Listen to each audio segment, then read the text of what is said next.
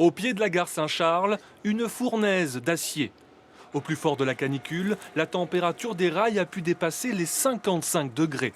Et quand un rail chauffe, il peut se déformer.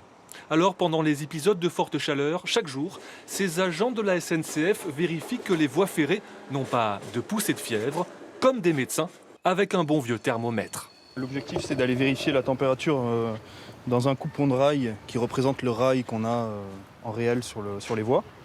Donc c'est un geste assez simple mais précis, puisqu'on a un coupon de thermomètre et on lit la température et si elle correspond à la valeur de référence pour une tournée, on commence la tournée.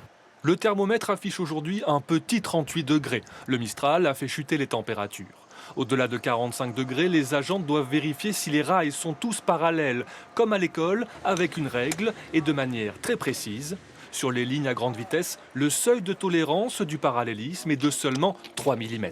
Le rail donc se dilate et si cette dilatation n'est pas suffisamment empêchée, donc il va vouloir s'allonger et s'il s'allonge, effectivement, il peut se déplacer. Donc la rectitude de la voie peut être déformée. Et c'est ça qu'on ne veut pas. On veut qu'une voie soit parfaitement alignée et tout ce que l'on met en termes de maintenance et d'entretien de la voie, c'est pour qu'elle reste parfaitement alignée, même quand il fait très très chaud. En cas de trop forte chaleur et de risque trop grand de déformation des rails, la vitesse des trains peut être réduite ou le trafic arrêté temporairement.